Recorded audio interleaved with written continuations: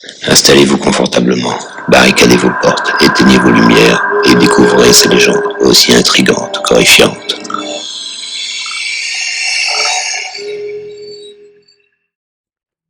Bonsoir, soyez les bienvenus dans une nouvelle vidéo.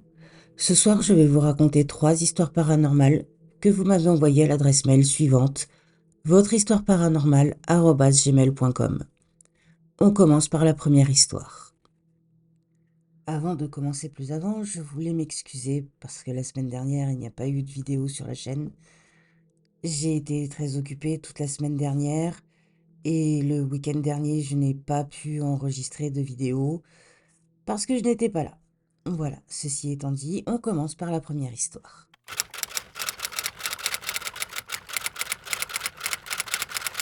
La cohabitation mystérieuse. Il y a quelques années, j'ai vécu une expérience paranormale que je ne peux toujours pas expliquer. C'était une nuit d'été, chaude et étoilée, et j'étais seule à la maison. Ma femme était partie en voyage d'affaires et nos enfants étaient en camp d'été. La maison était calme à l'exception du doux murmure de l'air conditionné. Je me suis installée dans le salon pour regarder la télévision, quand soudain j'ai ressenti une présence étrange. C'était comme si quelqu'un était dans la pièce avec moi. Mes poils se sont dressés et j'ai eu un frisson dans le dos. J'ai éteint la télévision et je suis restée immobile, écoutant attentivement. C'est alors que j'ai entendu des chuchotements. Les voix semblaient provenir de nulle part, et je n'arrivais pas à distinguer les mots. Mon cœur battait la chamade, mais ma curiosité l'emportait sur la peur. Je suis sortie du salon et j'ai commencé à suivre les chuchotements. Ils m'ont guidée à travers la maison, me faisant passer par le couloir sombre et la cuisine. Les voix semblaient se rapprocher. Finalement, elles m'ont conduite à la porte de la cave. La cave avait toujours eu une atmosphère lugubre, et je ne m'y aventurais que rarement. J'ai hésité, mais les chuchotements étaient de plus en plus distincts. J'ai attrapé une lampe de poche dans le tiroir de la cuisine, et j'ai ouvert la porte de la cave. La lumière de ma lampe a révélé une scène étrange. Il y avait une femme, vêtue d'une robe d'époque, debout au milieu de la cave. Elle était pâle avec des yeux tristes et cernés. Elle murmurait d'une voix faible et tremblante, comme si elle cherchait quelque chose. Elle ne m'a pas immédiatement remarqué. Je suis resté immobile, incapable de bouger ou de parler. La femme s'est finalement tournée vers moi, et nos regards se sont croisés. À ce moment-là, la température de la pièce a chuté brusquement, et un frisson glacial m'a traversé. Elle m'a imploré d'une voix brisée. « Aidez-moi, s'il vous plaît !» Je ne savais pas comment réagir. J'ai demandé qui elle était et ce qu'elle voulait. Elle m'a raconté qu'elle s'appelait Émilie, et qu'elle avait vécu dans cette maison au XVIe siècle. Elle avait été enfermée dans la cave par son mari jaloux et y était morte de faim et de soif. Depuis lors, elle était coincée dans cet endroit, cherchant désespérément à être libérée. J'ai ressenti de la compassion pour elle. J'ai promis de l'aider, mais je ne savais pas comment. Nous avons commencé à explorer des moyens de communiquer. Les semaines qui ont suivi cette étrange rencontre avec Émilie ont été remplies de moments mystérieux et de découvertes inhabituelles. Émilie, l'âme tourmentée, était de plus en plus présente dans ma vie. Elle se manifestait par des objets qui disparaissaient puis réapparaissaient soudainement à des endroits inhabituels. Les lumières s'allumaient et s'éteignaient d'elles-mêmes, créant une atmosphère angoissante dans la maison. J'ai fait des recherches approfondies sur l'histoire de la maison, espérant trouver des indices pour comprendre la présence d'Émilie. J'ai découvert qu'elle avait été la propriétaire de la maison, avant de disparaître mystérieusement. C'était comme si le temps avait emprisonné son esprit dans ses murs. J'ai décidé de consacrer du temps à écouter Émilie et à la comprendre. J'ai commencé à laisser un carnet et un crayon sur une table dans la cave, lui suggérant d'écrire ce qu'elle ressentait. Les pages ont commencé à se remplir de mots écrits d'une main invisible. Émilie racontait son histoire, sa solitude et son désir de trouver la paix. Bien que mes amis et ma famille pensaient que j'étais obsédée par une illusion, j'ai continué à chercher des moyens d'aider Émilie à trouver cette paix. Petit à petit, notre relation est devenue plus apaisée. Elle semblait apprécier que quelqu'un prenne le temps de l'écouter et de comprendre son histoire. Nous avons appris à coexister dans la maison, partageant les espaces avec respect. C'est une histoire très intéressante et très jolie, je trouve, parce que tu as cherché, même si je pense que tu as dû avoir peur, tu as cherché à communiquer avec elle et tu as essayé de l'aider avec tes moyens. Et je trouve ça vraiment très très sympa. Merci pour ton histoire. Passons maintenant à la seconde histoire.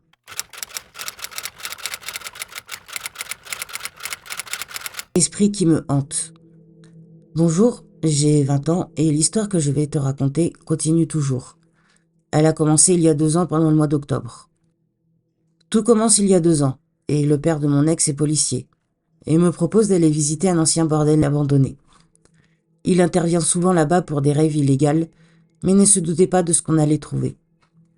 Pour l'histoire, ce bordel a accueilli de nombreuses fois pendant la guerre, ainsi que de hauts dirigeants avant d'être abandonné à la fin de la guerre. Il se situe dans la forêt, et pour s'y rendre, il faut emprunter des petits chemins étroits et pleins de branches en faisant attention où l'on pose les pieds, car il reste des barbelés, et on peut voir des bunkers sur les côtés. Une fois arrivé, le bâtiment est assez grand, plein de mousse et délabré. On commence à visiter, mais on ne peut pas monter à l'étage, car ça est trop risqué, le sol de l'étage est fragile. Rien d'anormal dans le rez-de-chaussée, seulement des tags ainsi que des inscriptions gravées dans le bois et la pierre, dont une grande peinture d'une croix au mur principal. Puis on passe à la cave qui est inéclairée, donc on ne voit que l'entrée. J'avance en premier et j'explore les pièces sans flash. J'essaye d'apercevoir ce que je peux avec mes yeux malgré la faible luminosité. D'un coup, j'entends des mouvements à ma gauche au fond de la pièce. Je pense d'abord à un rat ou un animal, puis je vois rouler à mes pieds un caillou. Par réflexe, j'allume le flash de mon téléphone pour voir ce qu'il se passe. Puis en éclairant mes pieds, je remarque des traces rouges au sol, comme du sang. Alors je commence à éclairer la pièce, et il se trouve qu'il y a de nombreuses bougies disposées en cercle. Ce cercle est délimité à la peinture et forme un cercle d'incantation. Des traces rouges autour aussi, ainsi que sur les murs, me font penser à du sang. Puis j'entrevois sur un mur une inscription qui dit « Ô grand Satan, puisses-tu accepter ce sacrifice ?» Pour résumer, je suis dans un ancien bordel dans la cave au centre d'un cercle satanique avec cette inscription, des bougies et du sang au sol, ainsi que des cailloux qui bougent tout seuls. Je ne suis pas du genre à m'inquiéter facilement, alors je rigole de la situation, préviens le père de mon ex, et on en rigole ensemble avant de repartir. Alors loin de croire au paranormal à l'origine, j'avoue que depuis tout cela, je me demande si je ne vis pas avec une sorte d'esprit démoniaque qui me veut du mal. Ainsi, une semaine plus tard, j'en parle avec un de mes meilleurs amis. On est seul chez lui et je lui raconte que depuis j'ai eu plusieurs événements. J'ai failli me faire écraser plusieurs fois sans raison, finir dans des accidents de train, des lumières qui s'éteignent seules, ça sonne chez moi alors qu'il n'y a personne, quelques petits événements qui peuvent être issus du hasard. Mais quand je lui parle de tout ça, que je lui dis que j'ai donné un petit nom à mon esprit, Bob, une porte commence à claquer chez lui. Bon, peut-être une fenêtre mal fermée. Non, aucune fenêtre n'était ouverte, aucun courant d'air. On se dit que c'est bizarre, mais je continue à lui raconter. Suite à cela, il fait nuit, et il est tard, mais on commande japonais. Seulement, dans ma commande, je prends sushi et maki. Tous mes sushis et maki ont des arêtes, ce qui n'est pas commun, alors que mon ami n'a rien du tout dans les siens. Bon, peut-être le hasard, je n'en sais rien.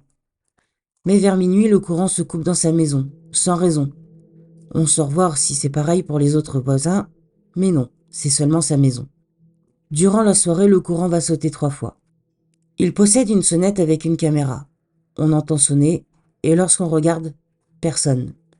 Ça sonne une dizaine de fois. Jamais personne n'a sonné chez lui. Sa lumière extérieure marche par dictateur de mouvement. Elle s'allume en continu. Donc pour nous, c'est un chat qui passe ou autre. Mais rien n'est passé sur les images caméra. Rien n'est passé de la nuit, mais la lumière s'est allumée quand même. Après tout cela, on n'a pas vraiment envie de dormir. Donc on regarde la télé quand le courant ne saute pas. On continue de discuter, puis dans son garage, on entend des bruits d'outils. Des outils qui bougent, qui tombent, et un petit cliquetis, comme s'ils s'entrechoquaient. Là, on commence à flipper un peu. Donc, par réflexe, je prends un couteau dans la cuisine et je rentre dans le garage. Rien, mais des outils sont au sol. Et je sens un grand coup de vent s'échapper quand j'ouvre la porte du garage. Donc là, on devient fou. On fouille toute la maison pour chercher si quelqu'un était avec nous ou autre. Mais rien du tout. On ne trouve rien. Le lendemain, on sort de la maison, on se dit que c'est mieux d'être dehors. Peut-être que l'esprit va partir. En sortant, je trébuche et je tombe sur un colis posé devant chez mon pote. Mais il n'a jamais rien commandé. Donc on ouvre, et à l'intérieur il n'y a rien, à part une lettre vide. Juste les inscriptions DHL dessus. Bon, bizarre, mais ça peut arriver. Jusque-là, les événements étaient assez bizarres, mais rien de vraiment dangereux, comme ce que j'avais déjà vécu. Mais après être sorti, mon pote s'allume une cigarette et son briquet explose entre ses doigts. Donc là, on se doute que quelque chose ne va pas, ou qu'on nous en veut, ou autre. On pense alors à ce que l'on fait d'habitude, aller marcher en forêt pour se détendre. Une fois en forêt, on entend des cris d'enfants au loin. Mais des cris de peur, de torture et de souffrance. Dans une forêt qui n'est pas super grande, mais surtout qu'il n'y a jamais eu ça auparavant. Les arbres grincent comme pour nous parler, les feuilles tombent, mais surtout il y a une drôle de sensation qui rôde autour de nous. On entend des choses bouger autour de nous, tels des animaux ou des gens, mais sans voir personne, pas même des oiseaux.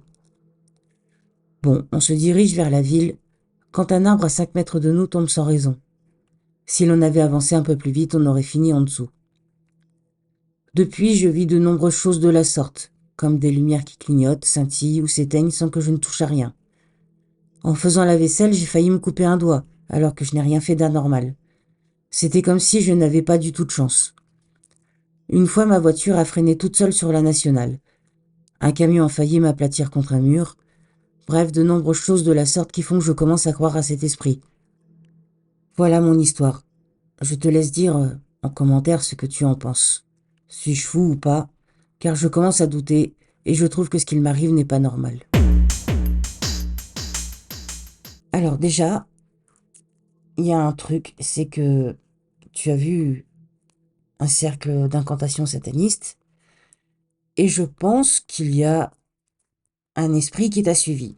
Au début, il n'a pas dû se passer grand-chose de dangereux, mais à partir du moment où tu lui as donné un nom, tu as cru en lui, tu lui as donné une consistance, tu lui as donné une présence. Et comme je pense que c'est un esprit maléfique qui te veut du mal, voilà pourquoi il essaye de te tuer. Je te conseille de purifier ton lieu de vie avec de la sauge ou autre, même si tu n'y crois pas. Ça peut toujours servir. Je te fais des gros bisous et je te remercie beaucoup pour ton histoire. La dernière histoire est assez longue et ne provient pas de mes abonnés. Je me baladais sur Reddit comme je le fais assez souvent et je suis tombée sur cette histoire qui m'a semblé très intéressante et j'ai voulu vous la partager.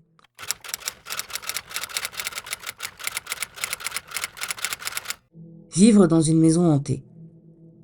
Dit comme ça, on croirait le début d'une fiction. Et pourtant, je vous jure que tous les événements décrits se sont passés comme ça. Je crois en l'ésotérisme et l'occultisme, mais je cherche d'abord et toujours une explication rationnelle en premier lieu. Le bois qui travaille, la plomberie, les animaux dans le grenier. Il faut savoir qu'après cette maison, je n'ai rien vécu d'aussi singulier. Alors, après des années avoir lu les histoires des uns et des autres et les écouter sur des plateformes par des conteurs, voici la mienne. Je suis désolée par avance, ça va être long. Déjà un peu de contexte. J'avais 13-14 ans, je venais de déménager pour la Xème fois, et je changeais de collège pour 3 mois. C'était une situation compliquée, comme toujours à cause de ma mère, qui est une femme, comment dire, manipulatrice et narcissique. Ce genre de femme qui se sert des hommes pour disparaître aux yeux de la loi et échapper à ses dettes. Désorganisée et instable. À cette époque, elle venait de se trouver un nouveau pigeon, chez qui elle était partie habiter. Mon père avait bizarrement cette année coupé les ponts avec moi, pour des raisons concernant sa nouvelle famille. Ma mère m'a alors mise devant un ultimatum. Vivre sur le canapé de son nouveau copain, ou bien vivre chez la mère de celle-ci, que nous appellerons Marie pour des raisons de praticité. Il avait la garde en alternance de 2 enfants issus d'un précédent mariage. C'était un chic type qui faisait de son mieux et qui était simplement tombé amoureux de la mauvaise personne. N'estimant pas être un chien, je partis donc chez Marie qui me proposait une chambre dans sa maison. C'était une de ces maisonnettes de banlieue comme il y en a beaucoup. Elle avait vu grandir 2 enfants, elle avait vu un couple se séparer et se briser, elle avait vu des petits-enfants faire leurs premiers pas. En apparence, rien d'étrange. Pourtant, il s'en dégageait une atmosphère indescriptible et étonnante, qui n'apaisait déjà pas mon âme torturée. Elle me mettait mal à l'aise, me pesait sur l'esprit, la conscience et le corps. La maison était faite de la sorte. Vous passiez le petit chemin, puis il fallait descendre quelques marches pour aller à la porte d'entrée. Ainsi, vous arrivez dans le salon. Sur votre gauche, un escalier, sur votre droite, un salon. Encore une marche à descendre, et là, la pièce se séparait. D'un côté, la cuisine s'incrustant jusque sous l'escalier, puis de l'autre, le salon avec une vieille table en bois et des chaises du même acabit. Remontez, et vous arriviez dans un petit couloir sombre avec 2 portes dans la longueur du couloir. Salle de bain, puis un peu plus loin, toilette. Le sol était recouvert de moquettes, mais dessous se cachaient des restes de carrelage dont certaines dalles étaient mal mises. Et c'est là un détail très important pour la suite de l'histoire. Tout le long du couloir qui faisait environ 6 pas, le carrelage claquait sous votre pied, venant jusqu'à faire bouger la moquette mal mise. C'était audible et perceptible. Ensuite, le cœur de la maison. 3 pièces. 2 chambres, celle de Marie et celle d'Amy, qu'elle me laissait dans sa grande bonté. Et la dernière pièce, et non des moindres, que je soupçonne d'être à l'origine de tous ces maux, la pièce zen. Avant de m'expliquer, je crois qu'il est important que je vous parle un peu de Marie, malheureusement décédée maintenant. Quand je l'ai connue, elle avait environ 70 ans. C'était une femme très gentille, souvent décrite comme un véritable rayon de soleil. Un vrai courant d'air également, toujours occupée et rarement là, et surtout loin de sa maison. À son âge, elle avait beaucoup d'activités. Elle donnait des cours de yoga et de sophrologie, elle faisait de longues randonnées avec son groupe, et souvent fourrait chez ses copines à boire du vin blanc. Elle avait aménagé une pièce zen et proposait des massages. Pieds, dos, mains, tête. Elle l'avait aménagé de la façon suivante. Les murs entiers étaient recouverts de miroirs, les 4 pans de mur. Avant même de rentrer dedans, un frisson me parcourait en arrivant devant pour la première fois. Ma chambre était simple. Un grand bureau à côté d'une grande fenêtre où il y avait des rideaux et des vieux volets en bois qu'il fallait fermer si on ne voulait pas se prendre la lumière du réverbère dans la figure. Un lit de place contre le mur où il y avait la porte d'entrée. Et comme partout dans cette foutue baraque, un grand miroir au-dessus du lit sur le mur. Une dernière précision et on rentre dans le vif du sujet. J'ai appris qu'il y avait un grenier et qu'elle stockait de vieilles affaires là-dedans. Seulement, il n'était plus du tout accessible par l'intérieur de la maison, mais uniquement par une grande échelle sur laquelle il fallait monter pour y accéder. Les événements suivants se déroulent maintenant par ordre chronologique sur la période d'1 an et 8 mois précisément. Je vous laisse maintenant seul juge de ce que je vais vous conter. Tout a commencé la nuit. C'était des petits incidents de rien du tout, des bruits de pas dans le grenier. Pas le grattement d'une souris, pas les serres d'un oiseau. Non, des bruits de pas. Au début, bien sûr, j'ai pensé que ce n'était que le bois qui travaille, que le silence qui envahit mes oreilles me jouait un tour à l'heure tardive de la nuit, que mon imagination et mon esprit tortué me jouaient un scénario pour me changer les idées. Pourtant, quelque chose clochait. L'heure. C'était toujours la même. Étant insomniaque depuis toujours, j'ai toujours eu du mal à trouver le sommeil. J'attendais donc Morphée devant l'écran de l'ordinateur pour passer le temps, comme beaucoup de jeunes de mon âge. Plus le temps passait, plus je voyais une étrange corrélation entre l'heure et les bruits de pas. Alors moi, je veux bien entendre qu'il s'agissait d'une famille de pies, mais dans ce cas-là, elle était d'une régularité que j'ai rarement vue dans ma vie. 3h33 du matin. Les pas commencent juste sous mon lit. Ils marchent en haut dans le grenier, s'éloignent. Puis le silence. 4h03, les pas qui avaient disparu au lointain revenaient dans ma direction puis s'arrêtaient. Au début, c'était de temps en temps, puis c'est devenu récurrent, puis c'est devenu toutes les nuits. Puis ça me réveillait. Si j'avais eu la chance de m'endormir tôt, à 3h33, j'ouvrais les yeux, essoufflé et frigorifié, et je n'arrivais plus à me rendormir avant l'aube. J'ai bien sûr fini par en parler à Marie, qui les entendait, mais exprimait farouchement que ce n'était sûrement qu'une famille de rats, et qu'elle allait appeler son fils pour vérifier. Voilà comment tout a commencé. Mais si je vous raconte tout ça, c'est que je n'ai compris bien plus tard que ce n'était que le début. Bien sûr, ma situation familiale ne s'arrangeait pas. Le nouveau collège était un désastre, et ils avaient refusé mon orientation. L'été qui a suivi, je l'ai passé enfermé dans ma chambre. Impossible de fermer les yeux la nuit. Les bruits devenaient omniprésents, et la journée je dormais comme une souche d'arbre morte en train d'hiberner en hiver. J'avais froid malgré les températures, et plus je dormais, plus j'étais fatigué. Les bruits de la nuit se mêlaient à des sensations malsaines. Cet été-là, j'ai passé un mois seul à la maison, et je n'avais pas envie d'y être. Vraiment. Heureusement, j'avais mon ordinateur qui me permettait de joindre des amis, et de passer du temps sur MSN. Et ouais, on est vieux. La rentrée au lycée a été aussi très catastrophique. Non seulement je n'avais pas envie d'y aller, mais en plus ne dormant plus la nuit, des cernes apparaissaient sur mon visage et je m'endormais en cours, bavant littéralement sur mes cahiers. Puis au bruit s'est mêlé les cauchemars. J'en faisais déjà beaucoup à l'époque. Avoir une dépression non soignée n'aide pas un esprit à rester sain. Mais cela était différent. Vraiment très différent.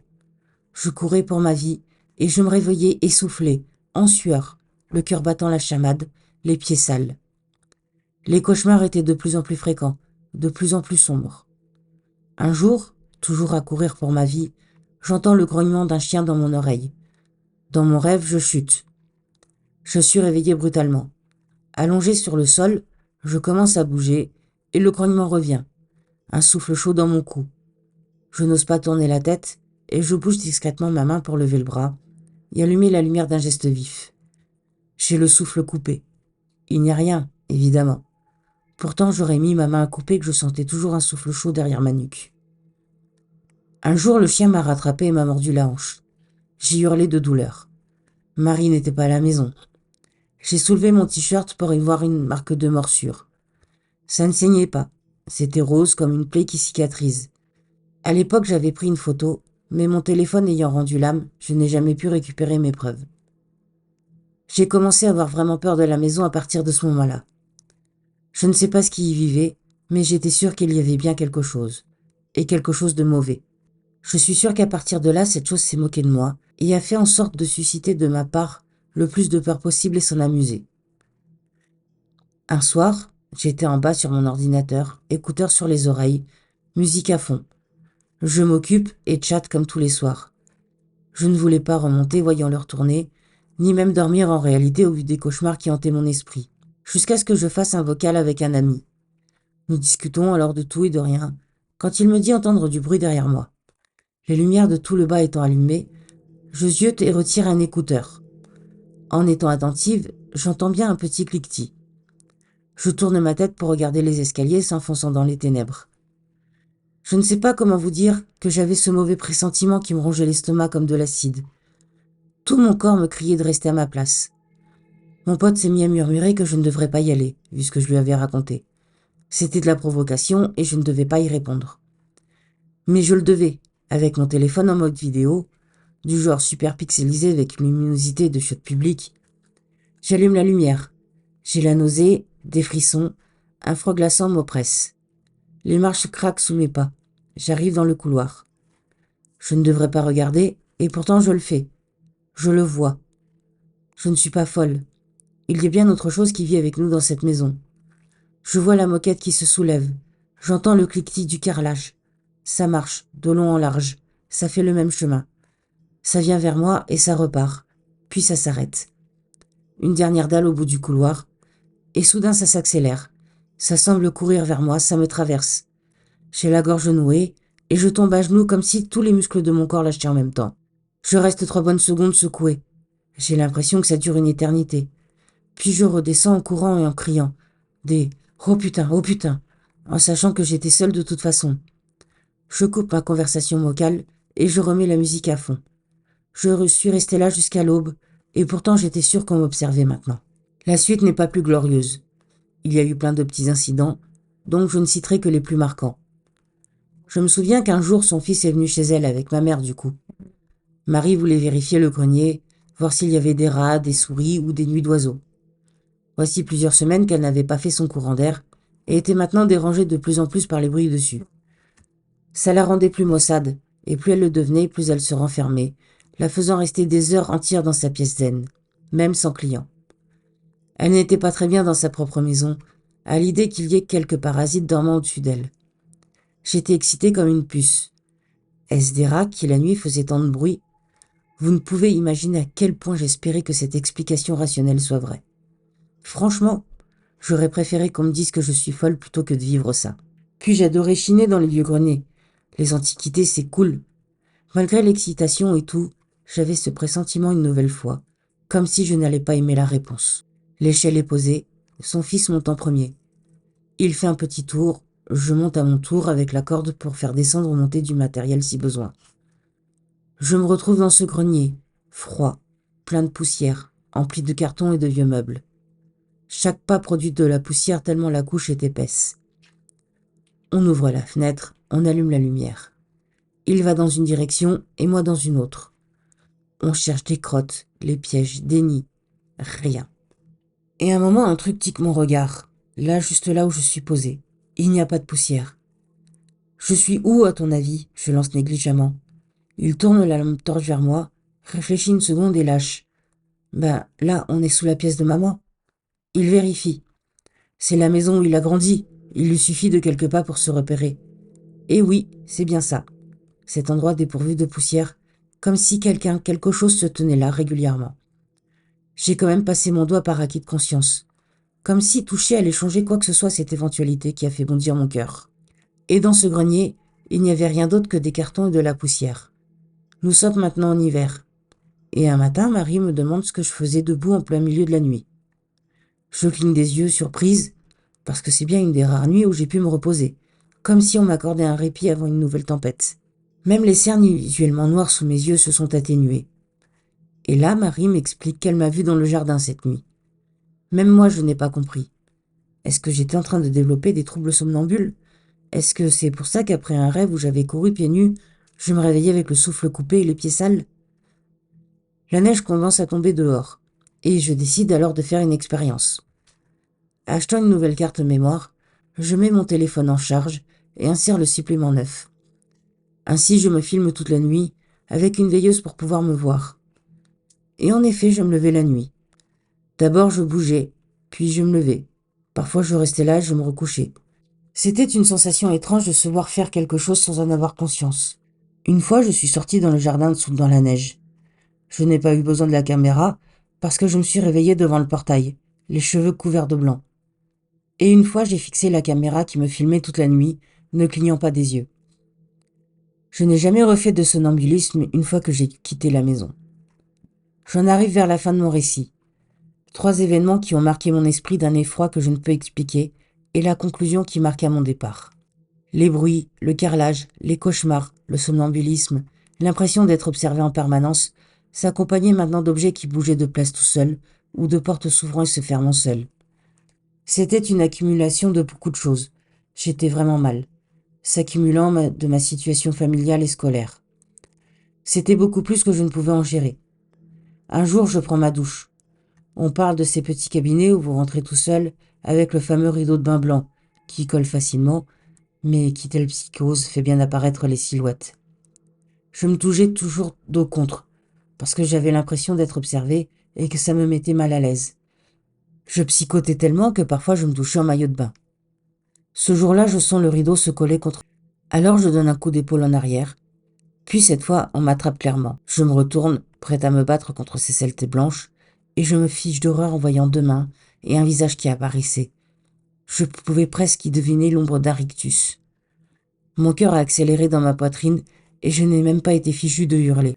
Je me suis plaqué un bras contre la poitrine et d'un geste brusque j'ai tiré le rideau avant d'arroser le vide avec mon pommeau de douche. Une réaction de génie, je vous l'accorde, mais quant au panique, on fait avec ce qu'on a sous la main. Une autre fois sur mon téléphone, mon ordinateur ayant rendu l'âme un soir d'orage, j'attends que Morphée vienne me bercer. Mais voyant l'heure défiler, je sais que j'en serai incapable. J'étais côté vide, puis je me tourne vers le mur. Je détestais dormir côté mur à cause de ce fichu miroir. Ce soir-là, mon téléphone m'éclairait, me laissant une faible obscurité dans la chambre au volet fermé. Inexorablement, mon regard est attiré en hauteur, et je regarde le reflet vide de ma chambre. Je ne suis pas beaucoup installé. Quelques figurines de manga sur le bureau noir, et même pas un poster me remettre de la gaieté sur les murs d'un blanc d'hôpital. Alors je reste perplexe un moment, parce qu'il y a 2 billes rondes qui se reflètent dedans. Aucune bougie, aucun objet ne décède couleur, rien ne brille de la sorte. Je ferme mon portable, arrêtant la luminosité. Et je les vois toujours. Elles sont là, fixées sur mon cou. C'est un regard froid et mort. 2 billes dont l'iris d'un noir d'ébène presque surnaturel font le rouge. C'est à la fois effrayant et hypnotisant.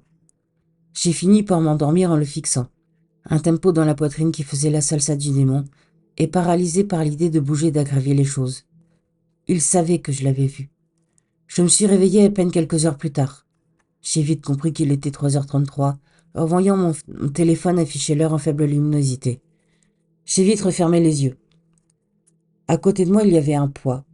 Au début, j'ai cru que c'était Marie, qu'elle avait eu un problème ou quelque chose comme ça. Mais en bougeant mon bras à cet endroit, comme pour bouger dans mon sommeil, il n'y avait rien que le vide, et ma main s'est posée sur le matelas. Il était affaissé comme si pourtant il y avait bien quelque chose. Je n'ai pas osé déglutir et pourtant Dieu savait que j'en avais envie. Puis il y a eu un mouvement dans mes cheveux. Je venais de les faire couper, je passais tout juste de très long à très court. Avec le recul, je me dis que peut-être ce n'était qu'une paralysie du sommeil. Mais je n'en ai plus jamais fait après la maison. Un jour, j'ai décidé d'inviter des copines à la maison. Et pour une fois, elles ont accepté. L'une d'elles, on va les appeler Elsa et Anna. Anna ne voulait pas trop dormir chez moi, parce qu'elle s'y sentait un peu mal à l'aise. Elle venait en journée, pas de souci, mais elles avaient un peu peur d'y être le soir. Et Elsa, elle, ne se sentait pas la bienvenue, mais sans plus. Alors elle restait parfois. Marie était à la maison et n'y voyait pas de problème. De toute façon, elles se connaissaient, et Marie les aimait bien. Marie resta dans sa chambre, et avec les deux filles, nous sommes dans la mienne. On discute, et soudain, Anna, la plus sensible des deux, lève la tête et regarde le plafond. Je bug, je regarde l'heure, je vois qu'il est 3h32. Je m'en souviens comme si c'était hier parce que ce qui s'est passé après est resté gravé dans ma mémoire comme une chose terrifiante. Elle reste la tête en l'air, comme ça, une bonne minute, jusqu'à ce que les bruits de pas se fassent entendre. Je me souviens alors avoir rigolé quand Elsa a dit « C'est pas un rat, ça !» Ne voulant pas gâcher l'ambiance, je reprends la discussion comme si de rien n'était, malgré le regard en coin qu'elle me jetait. Elsa avait le sommeil lourd et ne croyait pas trop à mon histoire, et n'avait donc rien entendu quand elle venait. Anna était quelqu'un d'extrêmement sensible, donc y croyait, mais avait attendu de le voir et entendre par elle-même. Le temps passe et nous ne dormons toujours pas. Et là, une porte dans le couloir claque. On pense d'abord que Marie s'est levée. Mais dormant la porte ouverte, je peux constater que non, ce n'est pas elle. Ce soir, elle est sous Monsieur Somnifère, et rien ne la réveillera. Nouveau bruit de claquement sourd, mais venant d'en bas cette fois, et on décide de ne pas aller voir. Parce que j'ai dit non, parce que mon pressentiment me disait qu'il ne fallait pas y aller, et que j'en avais plein le dos de ces conneries de fantômes. Je vous jure, j'étais remontée. On passe à autre chose, puis on commence à avoir un peu la dalle. Mais personne ne veut descendre au vu des bruits qui ont été entendus plus tôt. Et franchement, moi aussi, je n'en avais pas envie. Pourtant, j'y vais. Je suis débile, c'est comme ça. Donc j'allume toutes les lumières. Je prends une grande inspiration, je traverse ce foutu couloir bruyant, je descends les escaliers en allumant bien tous les interrupteurs devant moi. Arrivé dans la cuisine, je ramasse la chaise qui est tombée par terre.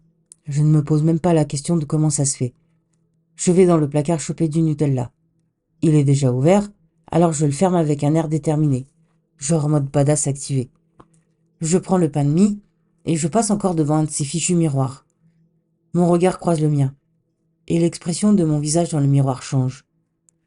Comment vous expliquer cela? Comme un glitch. Il a cessé de bouger, puis m'a souri. Un sourire que je ne pourrais jamais reproduire tellement il était large. Les lèvres pincées. Ça m'a terrifiée à un point où j'en avais eu les jambes qui tremblaient. Ça a duré à peine 3 secondes. Je me suis enfuie en courant, serrant mes biens dans mes bras. Je ne leur ai jamais dit. Et quand Elsa et Anna revenaient, on ne dormait jamais en haut. Je clôture ce récit par la dernière anecdote de la rétrospective. Celle qui montre le summum de la débilité d'un adolescent mal renseigné. Je n'ai jamais raconté cette partie de l'histoire. Ou à des gens proches. Encore une fois, libre à vous de me croire ou pas. Quand j'avais 13-14 ans, je n'étais pas très branché ésotérique. J'aimais bien lire et me faire peur, mais ça s'arrêtait là. Mais quand j'ai eu la certitude de ne pas être folle et qu'il y avait bien quelque chose dans cette maison, j'ai commencé à m'enseigner un peu. Un peu superficiel. Vous vous souvenez comment on était quand on était jeune, non? Un jour, je n'en pouvais plus de tout ça. Vraiment. Je savais également que la nuit suivante serait un soir de pleine lune. Alors j'ai consciemment été au supermarché.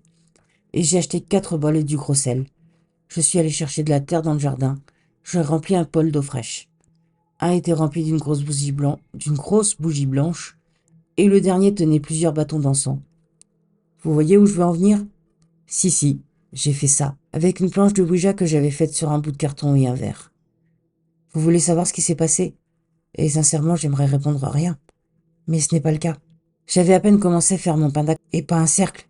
Quand j'y pense, je me dis que j'étais débile à l'époque. Qu'il a commencé à faire un froid glacial. J'avais l'impression que le temps ralentissait. Mais vraiment, j'entendais le tic-tac d'une aiguille ralentir. C'était étrange comme sensation. J'ai mes éléments à leur place en fonction de l'orientation. J'avais fait exprès d'attendre son heure. 3h33. J'ai commencé à allumer la bougie. Je me suis redressé. Les volets à l'extérieur se sont fermés. Ma fenêtre, elle s'est ouverte.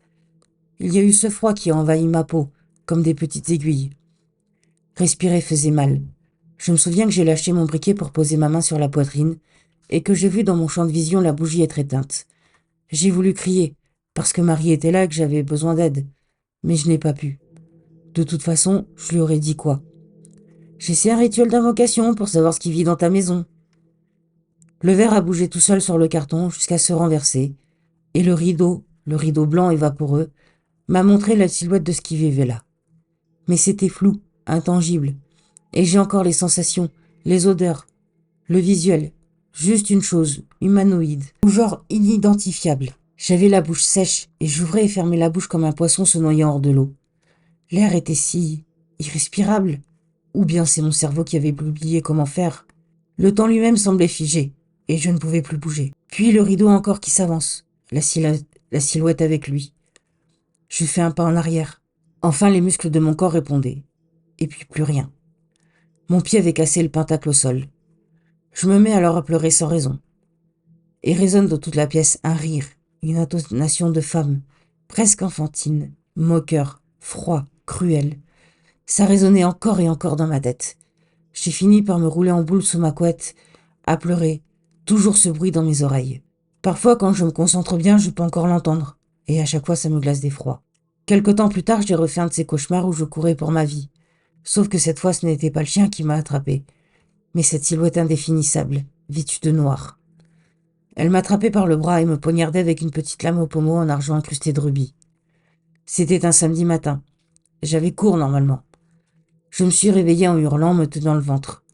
Marie est rentrée dans ma chambre et elle m'a vu cracher du sang. Elle m'a prié de rester à la maison ce jour-ci et a prévenu mon lycée de mon absence. Mon père a fini par reprendre contact avec moi et je suis allée vivre chez lui par la suite, sautant aussi sur l'opportunité de quitter cette maison, malgré les bons soins que Marie m'a apportés, ce à quoi je ne la remercierai jamais assez. Par pitié, ne faites jamais de pièces remplies de miroirs chez vous. C'est une porte ouverte à des entités se nourrissant de la peur et du malaise. Et suivez toujours votre instinct quand il vous crie quelque chose. Je l'ai toujours suivi après cela, et rien de comparable ne m'est jamais arrivé. Je saute d'une autre anecdote. Fait amusant. Marie a plus tard vendu sa maison. Personne n'en voulait à cause de cette mauvaise impression. Elle a fini par accepter de la vendre à un investisseur qui l'a rasée pour en faire un parking dans un restaurant, une institution dans la ville. Le restaurant a fermé quelque temps plus tard. J'ai revu Marie dans cette période qui m'affirmait être bien plus heureuse depuis qu'elle ne vivait plus dans sa maison. Eh ben, je t'avoue que cette histoire m'a fichu des frissons. Vraiment. Surtout que, étant plus jeune, moi aussi, à peu près vers ton âge, 15-16 ans, j'ai fait la même chose. J'ai fait une séance de spiritisme avec des amis dans une maison hantée. Et il m'est arrivé aussi des choses un peu similaires à toi. S'il vous plaît, je vous l'ai déjà dit plusieurs fois et je le dis souvent, je le répète souvent dans mes vidéos, mais ne faites jamais de Ouija. Ne faites jamais de Ouija, c'est une porte ouverte pour les esprits. N'importe quel esprit peut se nourrir de votre naïveté, de votre désespoir et entrer en communication avec vous et entrer par ce portail. Les miroirs aussi, on dit que c'est un portail aussi vers l'autre côté et que les esprits peuvent passer par ce miroir. Je ne comprends pas pourquoi ta grand-mère avait autant de miroirs chez elle, mais en effet, déjà rien qu'une pièce remplie de miroirs, c'est déjà flippant. Mais en plus, d'après ce que je comprends, il y a des miroirs partout dans cette maison. J'espère que ça va beaucoup mieux maintenant. Je suis bien contente que tu aies pu reprendre contact avec ton père et que maintenant tu puisses vivre chez lui. Voilà, j'espère que ces histoires vous ont plu. N'hésitez pas à liker et à partager la vidéo. Laissez-moi un commentaire pour me dire ce que vous en avez pensé. N'hésitez pas à me dire aussi ce que vous avez pensé de cette histoire Reddit et si ça vous plaît que de temps en temps, j'aille sur Reddit et que je vous raconte une histoire qui me paraîtrait intéressante. N'hésitez pas à vous abonner si ce n'est pas déjà fait. Je vous fais des gros bisous et je vous dis à bientôt.